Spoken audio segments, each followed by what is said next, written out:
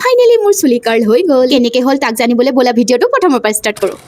আজি একদম উঠিয়ে ভিডিঅ'টো ষ্টাৰ্ট কৰি দিলো আৰু এয়া কৰি আছো ব্ৰাছ। আৰু মোৰ থৌব্ৰাটো দেখি চাগে গম পাইছাই, মই চুলিখিনি গোটেই ৰাতি এনেকে পকাই ৰাখিছিলো। শুবলৈ অলপ অসুবিধা হৈছিল বাৰু, কিন্তু একো নাই, কাৰ্লি হেয়াৰ কেলি ইতনাটো কৰ হি सकते हैं। আৰু এয়া দেখিলাই নহয় ইমান যে ধুনীয়াকে চুলিখিনি কাৰ্ল হ'ল। আৰু তোমালোকে কমেণ্ট এটা কৰি জনাবাচোন মোক কাৰ্লি হেয়াৰত বেছি ভাল লাগে নে ষ্ট্ৰেইট হেয়াৰত। আৰু যদি এই ভিডিঅ'টো ভাল লাগে তেন্তে লাইক আৰু মোৰ চেনেলটো ছাবস্ক্ৰাইব কৰা নাই যদি কৰি থৈ যাবা। আৰু এয়া সন্ধিয়া পৰত আজি আমাৰ ঘৰত আহিছিল আমাৰ এগৰাকী আইতা, বহু দিনৰ মূৰত আহিছে আজি। আৰু আইতাক বিদায় দি মেলি মই ইয়াতে বনাইছো আলু পিটিকা পুচকা খাবৰ কাৰণে। অলপ দিন আগতে মাই দোকানৰ পৰা ডাঙৰ পুচকা পেকেট এটা লৈ আহিছিল। সেইকাৰণে প্ৰায় সন্ধিয়া এইকেইদিন আমাৰ পুচকা পাৰ্টি চলিয়ে থাকে। যিহেতু গৰমৰ বন্ধ বুলি ভণ্টিও ঘৰত আছে, সেইকাৰণে আমাৰ বেছি খোৱা হয় আৰু এই পুচকা খানে কি খুচি মে ডান্স দেখো লড়কি কি। আৰু খাই বৈ হোৱাৰ পিছত মই অলপ মাক সহায় কৰি দিওঁ বুলি ইয়াতে অলপ চব্জি কাটি দিব লৈছো, যিহেতু মায়ে আজি বনাইছে চিকেন।